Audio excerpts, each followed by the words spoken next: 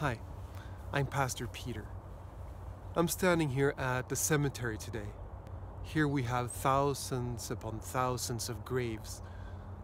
And maybe it's different in your culture, but in most countries we have places similar to this where you can go and think of a loved one. Here people try to tend to the graves of their deceased relatives.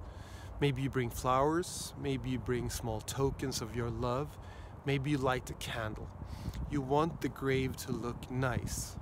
You want it to be a nice place where you can go and think about the person that you've lost. How would somebody react if they came to their grave of their loved one and the grave was ripped apart, dug up, casket gone, body stolen? It would be a terrible shock, right? Well, on the very first Easter morning, about 2,000 years ago, that's what people thought had happened at first. Mary Magdalene went to Jesus' grave early in the morning, and she was there to anoint his body. She wanted to show her respect. She wanted to grieve, and she wanted to do something for Jesus, although it seemed much too late.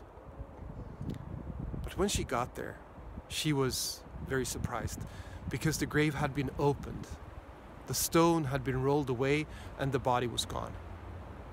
And she was very upset. She was shocked. And when Jesus approached her and talked to her, she thought he was the gardener. And she said, "Do you know where his body is? Please lead me to his body so I can take care of him." She wanted to show tenderness and love.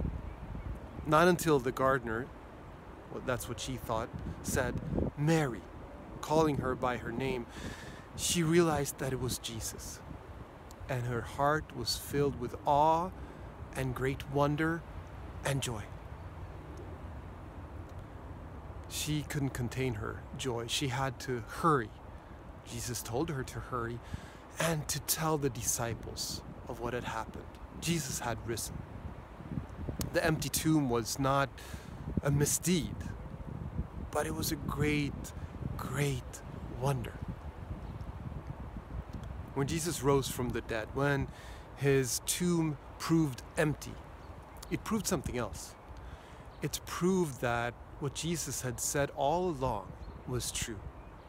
He said that he had come to die for the sins of the world, but also to be raised again, so that we know that we can rise again. We will rise again, but that we can rise again to meet him in joy. When Jesus rose from the dead, it was confirmation that the price that he paid for the sins of all men was sufficient. We are redeemed. We are righteous because of what he did. Death can be scary. Some people think that a cemetery like this is scary, especially at night. But death doesn't have to be scary. For those who believe in Jesus, death is only passing over to resurrection, to meeting Jesus face to face. And then he will call you by your name and say, "Welcome." Thank you for spending time with me today, and God bless your day.